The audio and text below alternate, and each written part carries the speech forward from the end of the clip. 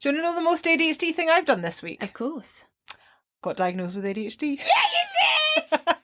Yeah, I did. And we put out a bonus blether just going into details about that yesterday. So if you've not already listened to it, check it out. Yeah! And speaking of the most ADHD things, what's the most ADHD thing you've done this week? Well, actually, it's funny you should ask, because the most ADHD thing I did this week includes our guest that we're speaking to today.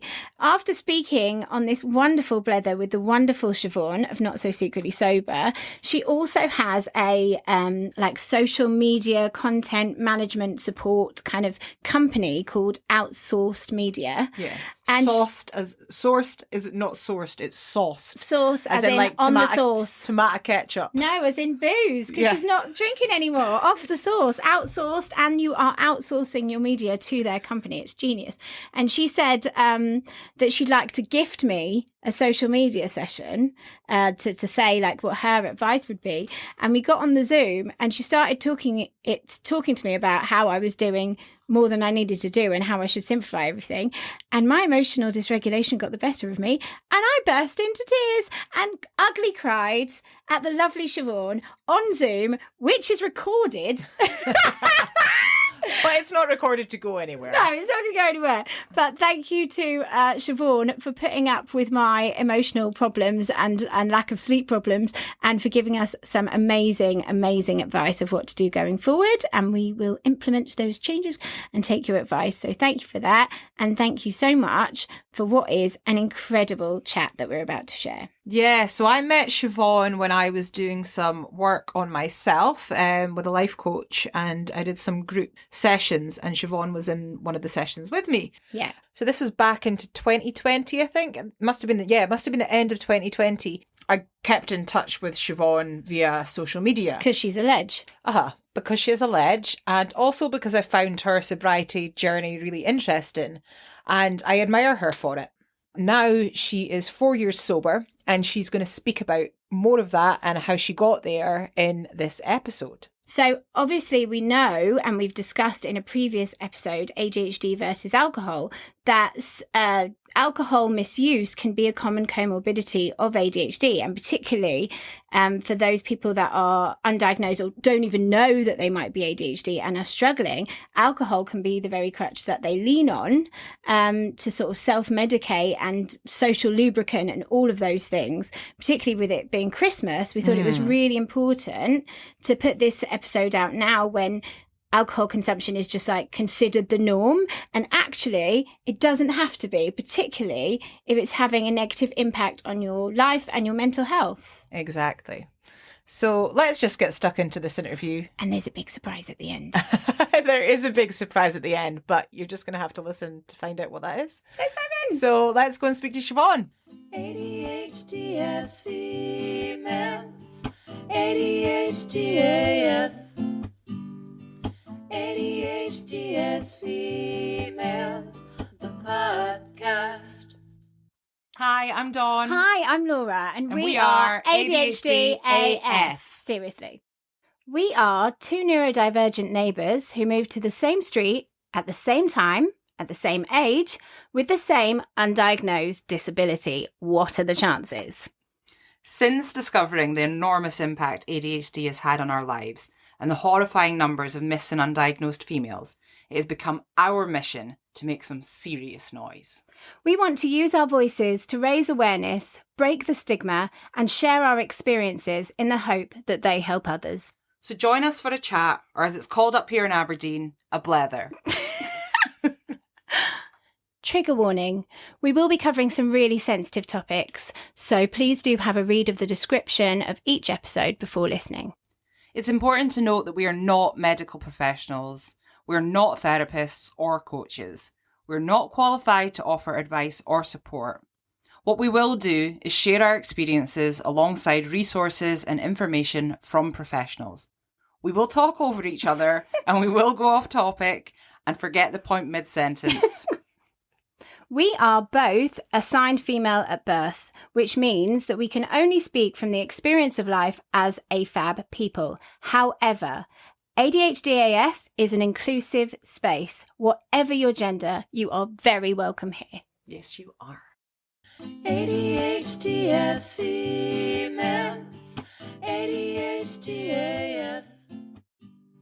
Siobhan. Thank you so much for joining us. Thanks for having me. How are you? I'm good. I'm sad about winter being so dark, and I imagine it's much darker where you are. What is like? The thing is, I'm very much used to it and Laura's not, so yeah. It's a real shock to the system. But I'm so bad because I keep all the curtains drawn and everything, because when I look outside and it looks cold, it makes me feel physically cold. So I literally have all of the curtains drawn all day, which can't be good for you, but I can't bear to look at it. Do you have a sad lamp though? I do, actually. It's next to me here. Amazing. That's fine. That'll help. Right, anyway. We digress. We do digress. So, yeah, tell us a little bit about yourself, Siobhan. Full name, age, occupation, anything you want. So my name's Siobhan O'Connor. I'm 31, 32 next month. I run a social media agency with a couple of friends, and before that I was a freelance social media manager. And in a past life, I worked in recruitment, and it was horrific. But because I have ADHD, I thrived in the environment. It's really high pressure, like really it's a really ADHD kind of space, I would say, recruitment. And some people also know me because I don't drink alcohol. So I've been sober for nearly 4 years. Wow. And that's like one of the ways that I met Dawn was not because Dawn's sober, but not because I'm sober, because of in that kind of circle. I got diagnosed with ADHD this year, and I have a lot of guilt around it because it was a lot easier than every single person that I've ever spoke to. That's really interesting, because a couple of people that have said that they've been diagnosed privately carry a lot of guilt. I definitely do. And I remember Helen Anderson said, I was an arsehole and I went private, is what she said. And it's like, why does that make you an arsehole? I loved her episode. It's a privilege, absolutely, but it's not something to be ashamed of. Why do you think you feel like that? Well, mine wasn't private. Mine was through the NHS. But you just managed to get through quick. Within about 6 months. And I wasn't prepared for the initial phone call at all. Basically, I got sacked during COVID from one of the recruitment places, and I went freelance as a social media manager, and I just was like really, really chastising myself every single day for not being able to focus or do my work. And that was really badly affecting my mental health. And I just called the doctor, and I was just like, I just can't. I think I've got ADHD, and I can't work. I can't work, and then I'm just horrible to myself all day, and I don't want to be like that anymore. And I was like, I'm self-employed, so it's costing me money that I can't work. That's and luckily the person who I spoke to was a woman and was really understanding, and they just put me straight in touch with like an organisation that only does ADHD. And so they contacted me like just before Christmas, and I had my assessment in like March or May. Wow. So like they called me, like I did a risk assessment, didn't hear anything for a few months, and then they had a cancellation and I was straight in. Wow. And obviously because I went through the NHS, all my medication is on the NHS. So it's ADHD 360 who I'm with, and so I'm just under their care at the moment because I'm going through the titration. So any issues that I have, I can just contact them, and we have like check-ins and stuff like that. So I'm under their care, and it's all been free apart from me paying my prescription cost. Yeah, amazing. But the thing is, you shouldn't feel guilty for that because you've been in a fortunate situation, you know? I think it's like people have been not even offered a thing because they're like, well, you can hold down a job. Yeah. The good thing about the situation that you're in is you can tell people about this, and it sets a good example of what it should be like. So it's good that you've been through this, because you can tell people this is how it is and this is how it can be. So But I do think it is such a postcode lottery. Sorry, Laura. Yeah. Okay. So where are you? Where if you said that already, I'm sorry. No, I haven't. I live in Manchester, so I live in Salford in Greater Manchester. Yeah. Bloody hell, because we heard that Manchester was one of the longest waits, was up to 6 years. My GP is literally basically in the city centre as well. And this year I've had loads of health issues, and they've been really quite good with like all of them. There's been things that have been a bit annoying where they've lost blood results and I had to go in for another blood test or whatever. But generally, it has been really good. Like I've got therapy through the GP as well for free, like this year instead of having to pay. Amazing. I haven't started, so I called them in summer. So maybe like July, August time. And I have been like, basically just waiting for a therapist now. Like I've done all the other stages and we're just waiting for a therapist to have availability. Brilliant. Good. Well, I hope it's not too much longer for that, but that's fantastic. And you shouldn't feel guilty for that. And it's really, it's quite hopeful to hear, actually, isn't it? Absolutely, yeah. So what blah, blah, blah, blah, blah. I've lost words today. How did you suspect that you had ADHD? So I literally thought I had it when I was at uni. So that was a long time ago, like 15 odd years ago.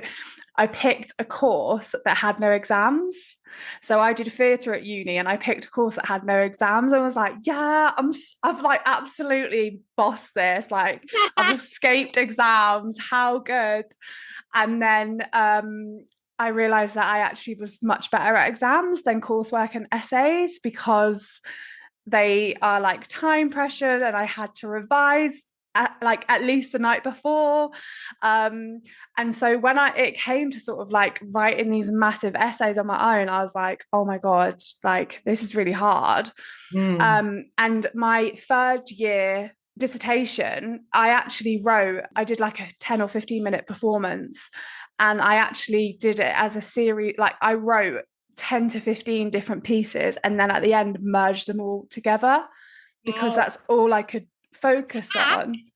Yeah. And I didn't, and when I look back now, like I just realized like I created so many like coping mechanisms that like for myself and like work with my brain. So at uni I was really curious about it, and I feel like I'm like quite dyslexic. Like I was telling someone the other day, we had an essay that was about martial arts in theatre. And I researched and wrote the whole essay with material arts. No way. Oh no, because you'd misread it. Yeah. Well, I think I'm like dyslexic, so I get letters and words mixed up as well. Yeah. I get that. And then after uni finished, I just sort of like went into this party, living for the weekend kind of situation. So didn't really pay much attention to my attention span or my brain. I'm sort of hearing something that very much resonates. If and when you are losing everything, emotionally unstable, getting wound up, forgetting to do things, well, that could be the after effects of the weekend, hey? So that's 10, 15 years of my life. Exactly. Yeah. And then when I stopped drinking alcohol, like people were like, you're weirder now, you don't drink. Because I think like alcohol did like really like numb things out for me and help me fit in with people and not be like, because I'm really like high energy. You probably won't be able to tell that today, but I am generally. So it was when I stopped drinking and there was this, I can't remember his name. There was this guy who was on a podcast and he was talking about his ADHD diagnosis. And I was like, oh my God, like since I've stopped drinking, like I've experienced all the same things. And then, quite a few of my sober friends as well, we said the same. I just felt like I heard you say it in the live that you did yesterday, Laura, where you said people have felt like an alien. And that's the only way I've been able to describe like how I felt my whole life. Like I've always been so hard on myself for everything. I've always felt like if I'm being quiet, people are like, what's wrong? Because I'm always like, and just thinking all the time, not being able to focus on tasks and stuff like that. So basically from listening to that podcast, I was like, I think I have it. And then it wasn't until I was self-employed on my own in lockdown, and there was literally nothing really to distract me. Like I didn't have colleagues to go and float desk to desk and talk to all day like I did in other jobs.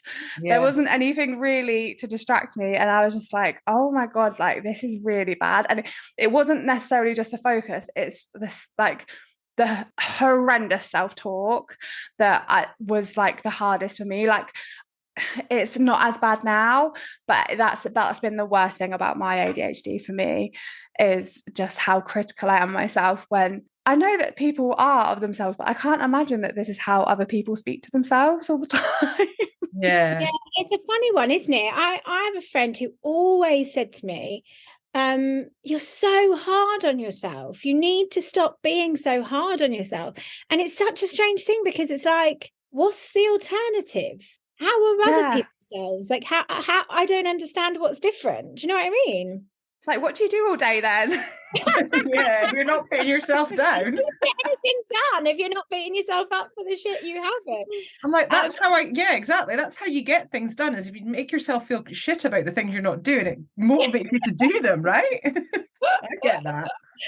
It's so interesting you said about your dissertation hack, because when I did my dissertation, even though it was 60% of my overall grade, I left it until 2 weeks before. And I scraped a 2-2, but I was on a good one for I was on like a 2-1. I don't know if I'd have got a first. I got a couple of firsts in some essays, because I can write essays, but not with that long to prepare for it, because you're always going to leave it to the last minute. Yeah. So 60% is mad though. That is mental. So I nearly failed my course because I left my dissertation until 2 weeks before and didn't eat, sleep, breathe, go to the toilet or move for 2 weeks. I just wrote. What was it in? What? What was it in?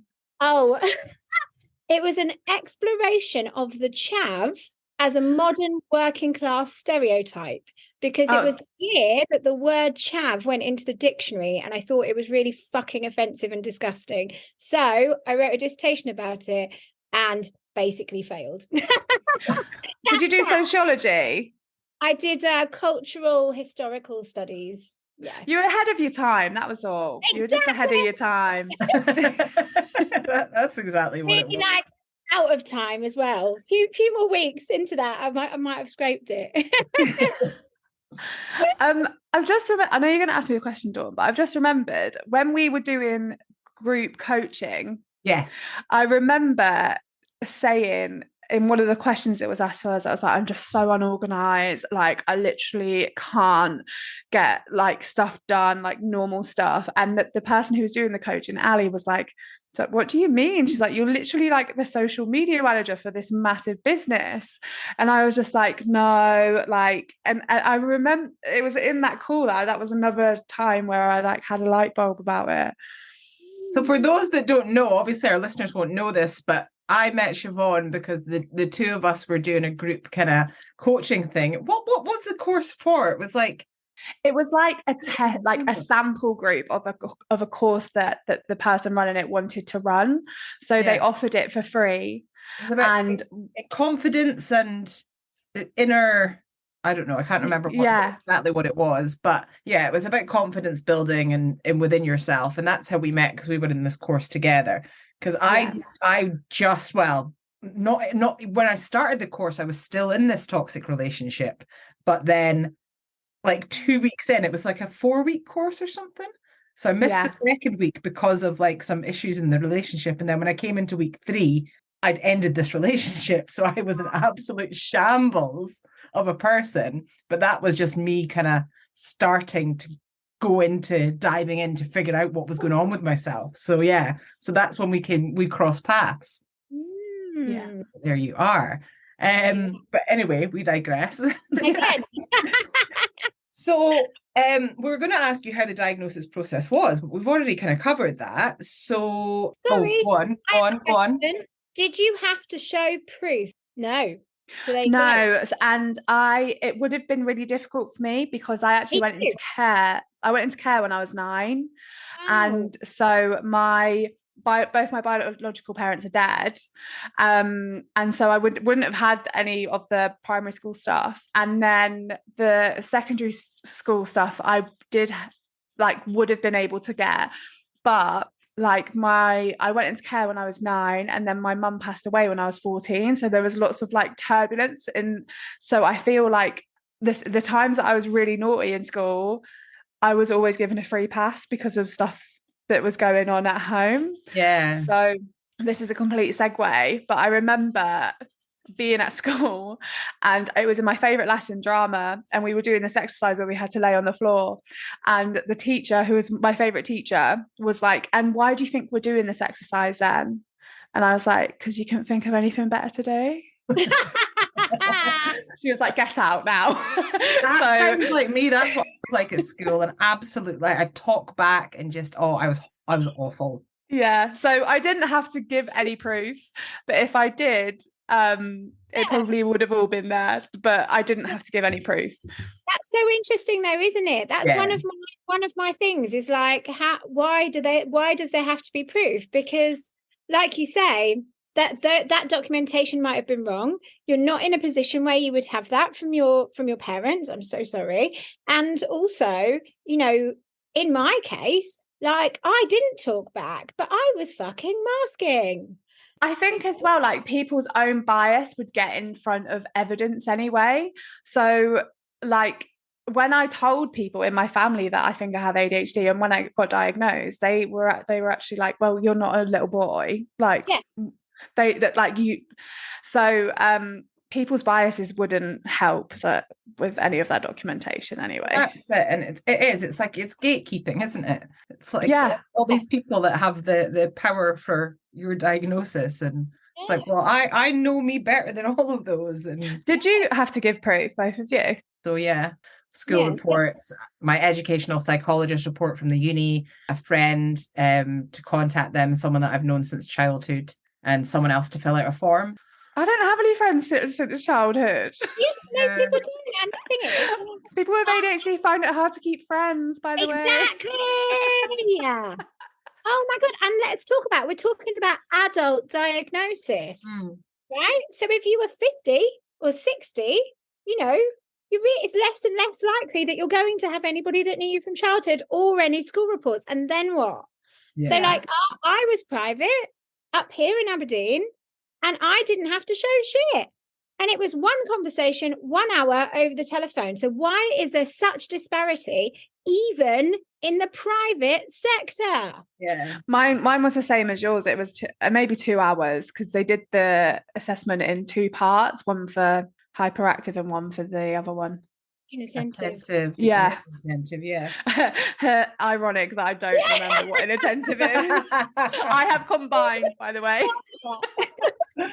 But yeah, it is. There needs to be some kind of consistency throughout all the testing, because it is ridiculous.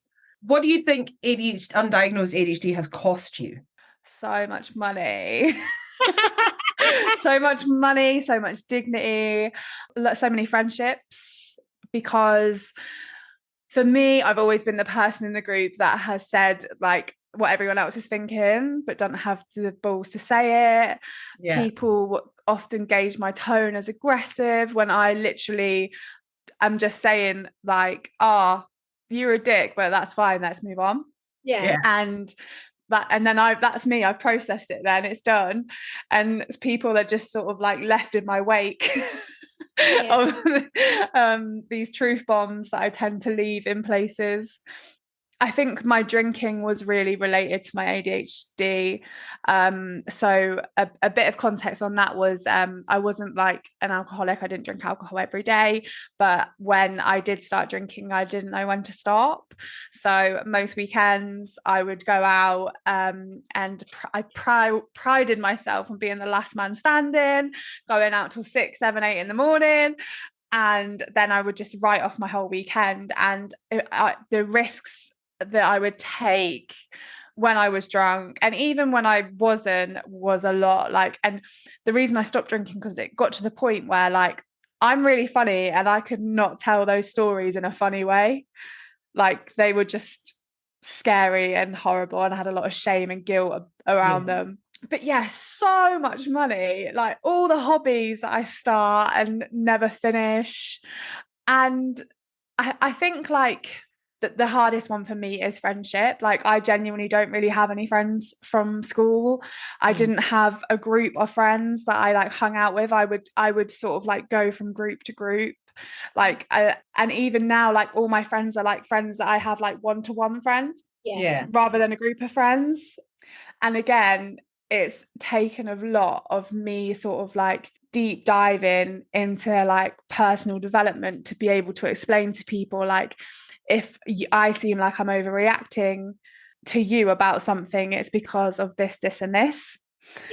But it's taken me to get to like nearly 32 to have the language to explain that to people. But at least you have it now. Yeah, exactly. And hopefully I'll get more language the older and wiser I get. But yeah. And actually, I'd say it's probably cost me like a career that I love, because I know that a lot of people with ADHD find themselves jumping from job to job. But I found myself doing that. Is it called quiet quitting, where you just sit there and do nothing? Yeah, I've done that in many jobs.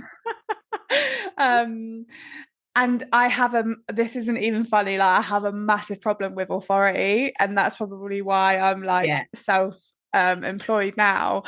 But if someone tells me like what to do or something I've done wrong, I cannot take that. I find it hard to take any criticism, really. Do you think, because again, I'm just pulling something out of my backside that I can't back up, but I have seen that an ADHD trait can be that we cannot follow rules. This is a massive generalization. It's hard for some ADHDers to follow rules if they don't understand the reasoning behind it. So do you think that if you could understand the reason, you'd be happy to follow the rule, or you just don't fucking want anyone to tell you what to do? So I think it's a mixture, but it's so funny that you said that, because the last boss that I had, where I got sacked, before we started, they did this personality test and it was really good. And then me and this guy on my team clashed a lot. And I had to say to my manager, I was like, you have done this personality test on me. That tells you that I need to know why I'm doing something before I do it. So him just barking stuff at me is not going to make me want to do it. Like, I don't understand why, but generally I don't really like being told what to do. If you are finding this podcast helpful and you're in a position to do so, we are asking that you help us by signing up to our Patreon. In pledges starting at just £4 a month, it will give you access to our We Are ADHD AF community forum, in which we are both active members and we all support and learn from each other. You will also get access to behind the scenes content, exclusives, offers, blogs, vlogs, the works, everything in the kitchen sink. Your pledge will also mean that we will be able to continue to put out weekly episodes of ADHD as Females, the podcast. Alternatively, if you would prefer just to make a donation, you can do so by visiting buymeacoffee.com/ADHD as Females. We know that our words are helping people in 164 countries and counting. We really appreciate your support in supporting us to continue supporting the ADHD community. If you are ADHD AF and you want more ADHD AF, join the We Are ADHD AF community. www.patreon.com/ADHD as Females. Anyway, where were we? So, what has changed for you since diagnosis? So when was it you actually got your diagnosis? Sorry, did we say? I think it was in May. This year, yeah. Brand new. And you're still going through titration, is that right? Yeah. How's that going? I'm not sure, One, don't always remember to take my medication, obviously. What, you mean that really addictive medication? Honestly. But the first, obviously they start you low and then increase it gradually. So the first 2 doses loved, and then when I had to increase it, I've just not been sure on it. And I think that they basically said the lower dose won't be enough. Like I'll become not resistant to it, but it won't be enough. Like I'll need more. But aside from medication, since I've been diagnosed, I have just found it easier to be kind to myself. Like I have found it easier to be like, you can't focus, like put the telly on. You're sitting here twiddling your thumbs isn't going to help. Well, not twiddling your thumbs, calling yourself a fucking idiot for 2 hours, not being able to do anything isn't going to help. Because I've been diagnosed, I found it easier to like look for help. So, and find sort of like notice things that really help me. So like listening to your podcast and listening to things that help other people, like listening to other podcasts, going on YouTube and looking at how people make ADHD friendly houses. And it just has given me the language to like explain to people, like not explain to them why I am the way I am, but to give them a bit of depth and understanding. And I found that people have been more patient with me, and just sort of like just a general bubble of kindness, which has been nice. That's good. Yeah, we like that. We like that. So good. So where do you feel that you are on the late diagnosis roller coaster then? Because we talk about it as a grief cycle. Do you think, like, obviously it's not linear, but I flit in and out of denial. Okay. So when I got diagnosed, I thought I was going to be like, oh my God, I fucking knew it. And finally they believe me. Ha ha ha. But I was like, oh my God, I've made it up. I've tricked them. Yeah. And I'm a liar and I don't have it. And then when I got prescribed medication, I was like, this is big pharma. Like they just want us all to be on drugs. And I just went in this weird, like really weird cycle that I just didn't expect coming. And then, so I do go into denial sometimes. I feel angry sometimes that I wasn't diagnosed sooner, like especially when I was a child or a teenager, but I know that it's not their fault. Like they didn't have the language or the knowledge then. But I find I feel calmer. Like I have not like calm, but calmer than I was. Yeah. Because I can be like, it's all right, your brain just doesn't work like that.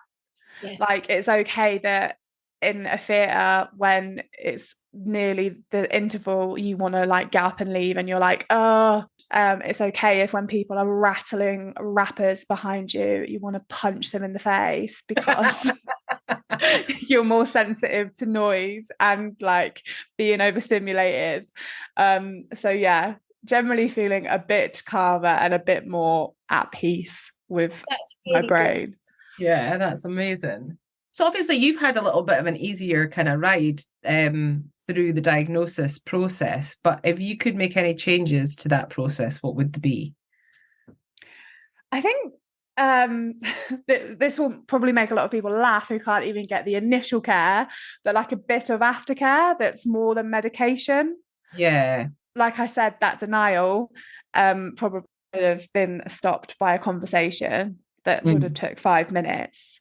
Even to say like you might start doubting this, like denial is no, like a cheat sheet where they can be like, follow this podcast or this thing might help, like a place, because I'm really sort of like interested in this kind of thing. So I've read loads of books and loads of podcasts and stuff like that, but lots of people might not look for that information that would really help them.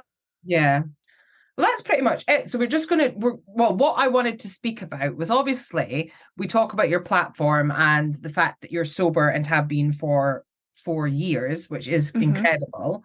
And I'm a little bit in awe of you because there's part of me that wishes I could do that, but there's part of me that enjoys drinking. So I've just got this battle with myself. I feel But did you enjoy drinking? I fucking love drinking, mate. It was like my whole personality. It was like who I was, what I did, my hobby, my interests. Like it was, everything. I loved it. But I think a lot of people will relate in the fact, especially with ADHD, because we're all or nothing people. And when you speak about when you drink, you're there, last man standing. I was just sitting here with my hand up because that is me to a T. Yes, I go out and I am coming home at 8 a.m. just shambolic. So I think a lot of people will relate, and I especially think with it coming up to Christmas as well, like that's the time where it's even harder to stay away from the booze. So yeah, tell us a little bit more about that, because I'd like to hear. So like I said, for me, I sort of stopped because I was getting myself into like mad situations, and I took like recreational drugs, and that started to become a lot more frequent. So not only was the risk taking increased, the general risk was increased, and all of that cost a lot of money. And I was really doing sort of like proper ADHD vibes where I just buried my head in the sand with money. And it just got to a point where like something had to give. And at the time I was looking into minimalism. So I was like, I'm spending a lot of money. What will really help is if I become a minimalist and don't spend money. That's what will save what's going on here. Yeah. And so I was looking on YouTube for like minimalists, and I read Russell Brand's book, Recovery. Yeah. And yeah, so that book, if anyone who hasn't read it, it takes you through the 12 steps. And it doesn't do it in like an alcohol way. It relates it to all like modern issues. So gambling, phone addiction, food, sex, drink, consuming, and stuff like that. And at the end of each chapter, you have to he asks these questions and you have to write down the answers. And I picked this book up to consume less, and I was answering the questions about alcohol. And I was like, oh, so this is actually the problem. Yeah. So I then read this book called The Unexpected Joy of Being Sober by a woman called Catherine Gray. And in that book, she talks about her life with alcohol, and then she talks about her life without it. And I was just like, oh my God, that sounds amazing. And so I read this book in like the November. And then I said, from the 1st of January, I am going to stop drinking for 1 year. And I was like, I just need a reset, just focus on my goals. And within the first month, so I hadn't even made it to the end of January, I was like, I'm never drinking again. Yeah. Like, it was just mad. Like, I never really had many weekends where I wasn't going out and where I wasn't hungover. So it literally felt like somebody had given me like 3 days extra time a week. And that made a really sort of like big difference to me. My mental health improved. Like, when I was drinking alcohol, I wasn't sort of like suicidal in the fact that I thought I wanted to kill myself, but I genuinely didn't care if I lived or died. Like, if I kept putting myself in situations where I could have died, like I woke up in A&E like 3 times on my own just from like drinking, just from being so drunk and passing out. Yeah, so the change was like night and day when I stopped drinking. And I started reading loads of self-development books, and probably too many. I wouldn't recommend doing all of that. But it literally is like one of the best things I've ever done. And it really helped me learn that I can trust myself, that I will make a promise to myself and that I will keep it. And it helped me sort of like build my own self-confidence up like that. And I met loads of friends that don't drink, because I didn't do AA. I just I think people call it like spontaneous sobriety, where you choose to do it yourself, you don't need help. This is where Instagram came into it, because about 4 months in, I made a sober Instagram account. And I sort of was one of those people that hated social media, thought it was a really evil thing. And you guys would have experienced the same thing with your ADHD AF page. And I just found all these people like that just got me, like literally like all over the world, that were like, again, I always thought I was an alien, and people like, yeah, I tried drinking and I couldn't handle it either. You found your community. Yeah. Yeah. So I have like friends, I've made friends like literally all over the UK that either some of them still do drink and they just are curious about not drinking, or they moderate. And I think that's a thing, like with ADHD, lots of my sober friends have been diagnosed with ADHD because it's exactly what you said, all or nothing. Mm-hmm. So I can't moderate alcohol. Even now, I don't think I could, because once I get the taste of something, that's it. I'm in. Spring break! We're going streaking! Exactly. It's a funny thing because I read Russell Brand's book as well, because at the time I was living in Ibiza, so never mind the weekends, I worked in nightclubs. I wasn't in. Do you know what I mean? So I was always out, and I started to worry that I might be an alcoholic. My dad is an alcoholic, but I now see that as ADHD with a comorbidity of alcohol abuse. So I wanted to stop because I was worried that it was out of control and something I couldn't control. So I did a sober 6 months. So I didn't do a year, but I did 6 months for a charity called NACOA. They're fantastic. Yeah. And you did 6 months in Ibiza, which is... In Ibiza. Yeah. In peak season. But the point is, I didn't get there. So I mean, I did get there. I did the 6 months. I raised the money for charity, but I didn't get to the place you got to, which was I'm never drinking again. But what I got from it was that I'm not an alcoholic. Like you said, I can make a promise to myself and keep it. Like, that was hard in that, especially in that environment. And then on top of that, it was like, oh yeah, life is better sober. Like, I am better in myself. So from that point, I just never went back to the place that I was before. So I don't drink alone ever. And I only go out when it's worth the hangover. Yeah, they sound like good rules. That's it. How do you think you could help our listeners who maybe struggle with similar things this Christmas? Do you have any pearls? So the first thing that I would say is, initially situations feel harder without alcohol. So socializing, being around your family when they're all being dicks and saying stuff that they shouldn't say, like initially that feels harder, but generally in the end it's so much better when you don't drink, because you remember it, you don't black out. I used to black out like half of the time. You don't have a hangover the next day. And I think as well, it's a really good like dickhead detector. Yeah. So when you stop drinking, like, and you're hanging around with people, you start to realize who are your friends and who are your drinking friends, and who you have things in common with and who you have getting pissed with in common. Another a pearl is, if you're not going to drink alcohol, or you want to moderate alcohol, so you want to drink less of it, try alcohol-free drinks. Yeah. So if you want to have a glass of Prosecco with your family, have a glass of Prosecco, but then maybe try some alcohol-free Prosecco and see if you like that. If you like cocktails, maybe try some alcohol-free spirits. So you're not sat there with like a Diet Coke or a lemonade or something.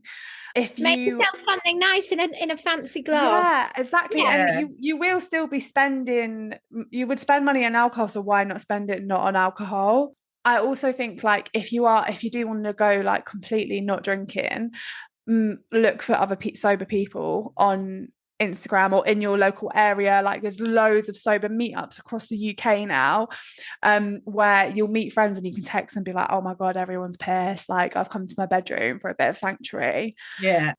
And also, my top tip for New Year's Eve, if you go out, is like go to somewhere where you love the music. Like, I was going to say this story when you said about Ibiza. Like, I think I would find it hard, but I love all the music that's there. Yeah. So that's what would make it easy for me, because that's like, this is the most cheesiest thing you're probably going to hear on this podcast, but like, music is like a drug. And if you're out and everyone's vibing and you love that music, you don't need to be pissed to enjoy it. And it's the energy around you, the energy of the room. definitely. No, So see, that's cheesier. I feel the energy. The vibes, man. But I went to it's my favourite night out in Manchester, and it's called Ultimate Power, and they just play power ballads all night. Oh my God, amazing. So you can just sit there like belting out tunes. They give out inflatable guitars and stuff like that. So I think just find a good night if you want to go out as well, because you as well, when you don't drink, you realize how weird it is that we sit in pubs for hours, in like these stale, musty pubs where some of them don't even play music because it's a Wetherspoons, and just get pissed looking at each other and maybe talking sometimes. It's it's weird. But yeah, I'd say plan fun activities that you don't need alcohol at, and if you do need alcohol and you don't want to drink it, then try some alcohol-free drinks. Amazing. And can I just follow Not So Secretly Sober? Yes, follow Not So Secretly Sober. Can I just ask as well, what about friends and family and dealing with those types of people, peer pressure, etc.? Like, how do you handle those kind of situations? So this is such a personal thing, like as in like it's a personal way of how you deal with it, how you choose to deal with it. But for me,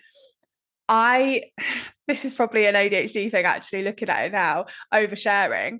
I just went on Instagram stories. It was before I had my sober page. It was on before New Year's Eve. And I was like, my New Year's resolutions this year. And I did like a series of stories being like, I've realized I have a problem with alcohol, and I'm going to stop drinking for a year. Yeah. And and honestly, the amount of messages that I got from people that I never really talked to, and they're like, this is a really good story. Like, I've been thinking the same. So what you'll probably find is if you do say to people, they will be curious about it as well. Like, everyone's had at least one night where they woke up and thought, I'm never drinking again. Yeah. So, so I went all out and just told the world that I wasn't drinking. I was like, I've set this challenge for myself. But I think and that's another good way to do it, is like, I'm doing accountability. Accountability. But not just accountability. Like, you could say, I'm doing it to raise money for a charity. I'm doing it because I'm training for a marathon. And it's because then they can't argue with it then. That's the only reason why my friends were off my case, was because it was for the charity. That was the only. And I think as well with sort of friends and family, so like, I'm not gonna lie, I did have some bad experiences where people were just like, what do you mean? Like, what are we gonna do then? Like, what we do is we go out and we drink, we go to gigs and we drink, we go to raves and we drink. And it's like, well, that's fine. Like, I still enjoy those things, but I can't keep doing this. Like, this is what I need to do to be who I want to be. And if they're a real friend or whatever, like, to be fair, like, some people, it did take them longer to come around to it, but I realized I just had to do it. But honestly, the biggest reaction I've had is curiosity. So lots of people are intrigued by it because they're like, I want to do that. I don't want to have Nobody to drink. ever wants to be hungover again, let's be honest. Yeah, exactly. And like, even you, Dawn, like, I'm probably here because you're quite curious about it. Of course I am. Absolutely. And it's like, so do you know, it's a conversation starter, I think, as well. If you look at it as a point of people being curious rather than sort of something that you have to defend, judgment, that just completely changes it as well. Like, if you just be like, well, I just don't want to drink, you can drink, I don't care what you drink, I literally don't care, but this is just my choice, and if it affects you that much, then maybe you're the one that needs to ask yourself questions and not me. Absolutely. Like you say, it's like, yes, curiosity. If people are going to be negative about it, it's because it's triggering something in them. But actually, for the most part, people are just going to be in awe of your self-discipline. You know, self-discipline and your bravery, and, you know, Or lack of self-discipline, and that's why you've got to stop. Your lack of self-discipline that led you to this place. Yeah. Lack of self-discipline with drinking, but plenty self-discipline without it. Exactly. There you go.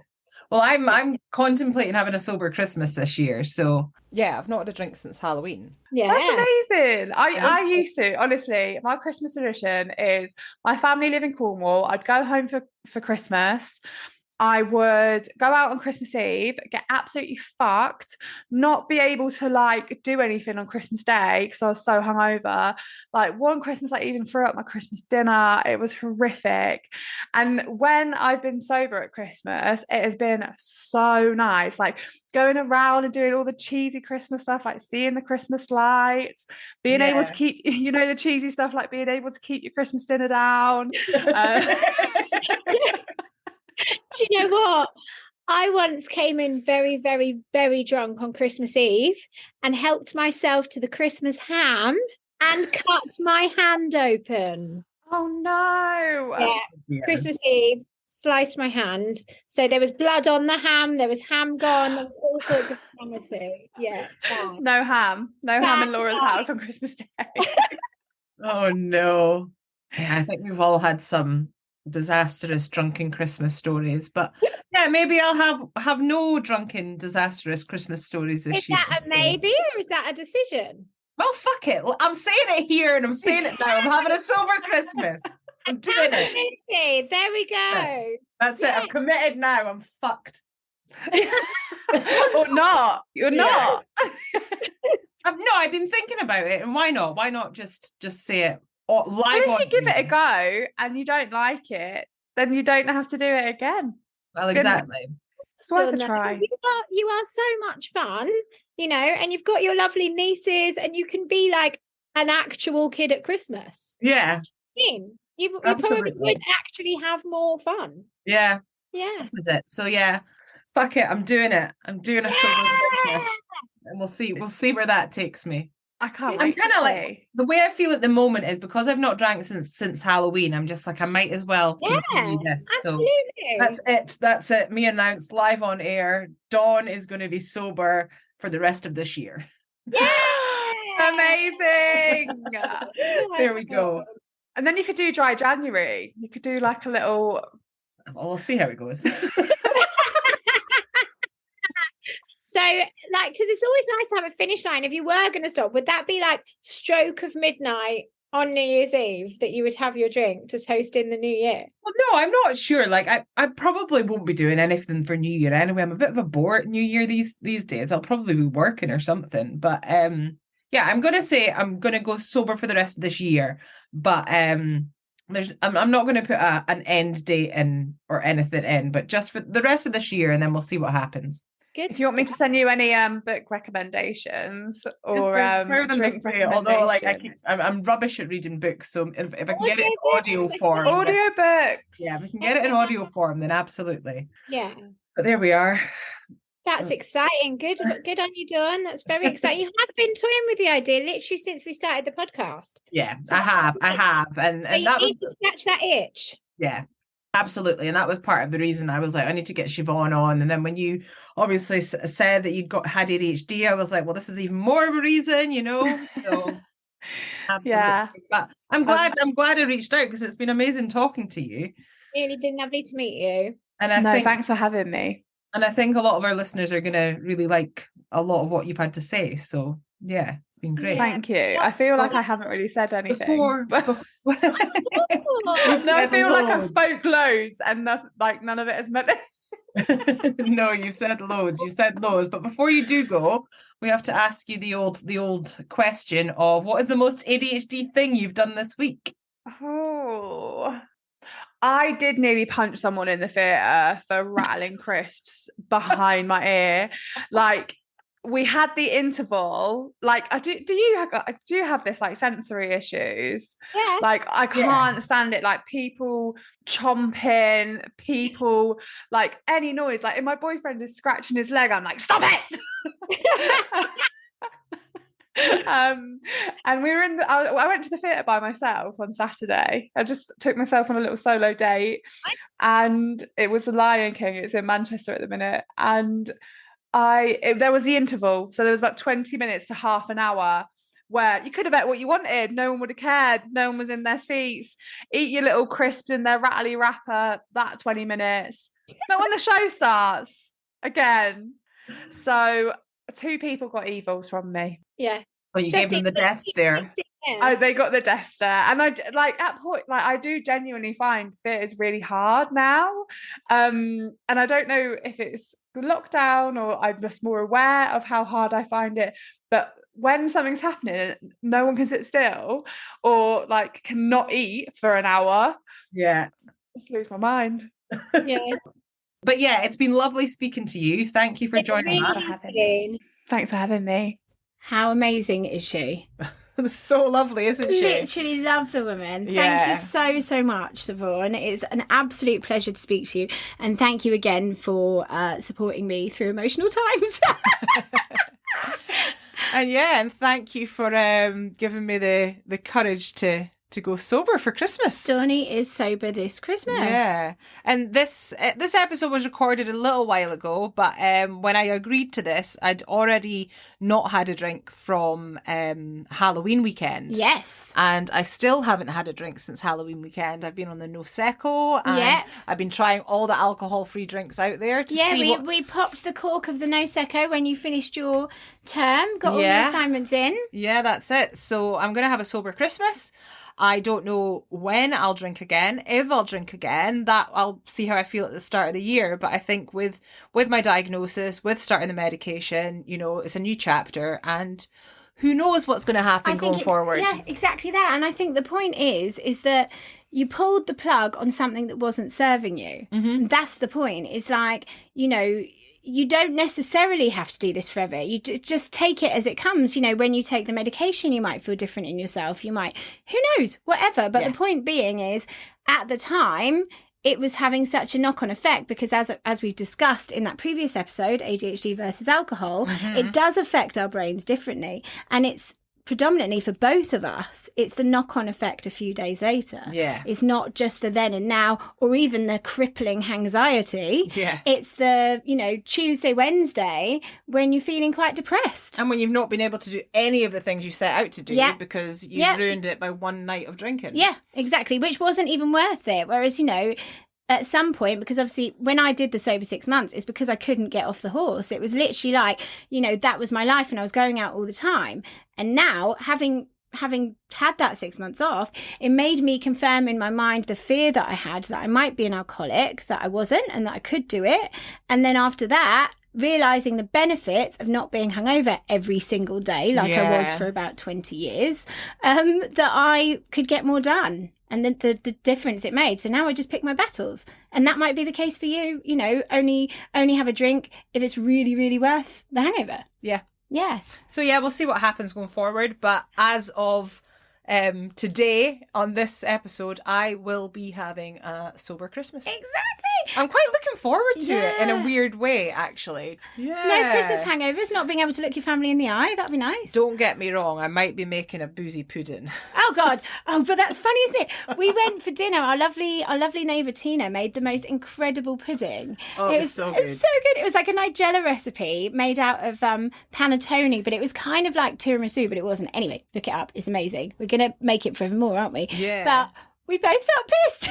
Yeah, we both had a nice helping. Well, she might have accidentally left a cake on the table in front of 2 people with impulse control. And we might have picked at the cake a fair bit. But we both came out like, a bit merry. Yeah, we both came out thinking, you know what? I feel like I've got a little head on just from that boozy cake. That's how much cake we ate. I'm not going to stop myself from eating alcohol. But at the same time, I'm not going to eat to get drunk. Doing shots of cake. Yeah, absolutely not. But I'm going to be making a boozy dessert for my Christmas table this year because that was such a good cake. It was, honestly, it's a business with ginger and pistachios. It's just Christmas cake joy. It was so good. Go on, Nigella, we love you. But yeah, we should shut up, really. We're talking complete nonsense now. We are. But we're excited. It's Christmas. Dawn's diagnosed. We can't believe what we've done with ADHD AF this year. This little hobby that we just thought, let's just do a wee podcast and we'll see if we can reach a couple of hundred people. In Aberdeen. But no, we're now at... 230... No, I think it's 240,000. I reckon by the time this episode comes out, we might be at 250,000. We could be at 250,000. Which is absolutely bloody ridiculous. And it's funny, actually, because we had an interview this week. I said I was going to shut up. I'm not going to. We had an interview this week and we were sat there and we were telling this person all about different things that we've achieved and lovely letters that people have written to us. Mm-hmm. And she said, how do you feel when you see all this stuff? And we were like, well, to begin with, we just bawled our eyes out all the time. And she said, well, what is it, sort of like the novelty's worn off? And we were like, sat back and thought about it. It was like, no, it's just that when we're saying it, I mean, also there is the added point that we're flying by the seat of our pants and there's not enough hours in the day. But no, it's more that it's like we're talking about somebody else. Yeah. Good for them. Go on, go them. But it's not actually ours. And as we sat there in that minute, I nearly started crying again. And that would have been another Zoom of me in tears. So I'm glad I didn't. But yeah, we really can't believe it. And we're so grateful to for all of your support. And we are proud of ourselves. When we can take it as our own achievement, we are proud of it, which is few and far between. And we've got too much to do to really think about it. But we're really, really happy that we have helped people. And we're really hopeful that we can continue to do so by putting out a podcast episode a week. Yeah. If we can get enough people to sign up to our community, which in itself is just such a safe and special place. So please do join us so that we can, if we've helped you, then if you're in the position to help us, then help us to keep continuing helping others. Yes. In a nutshell. Yeah. Done. Right, let's go. You've got your diagnosis! Let's go. Join us next week for our Christmas special. Yeah! And take care of yourselves. Yes, always look after yourself, look after others. Be kind, compassionate to yourself and others. And big love. Big love. ADHD as females, ADHD AF. ADHD as females, the podcast.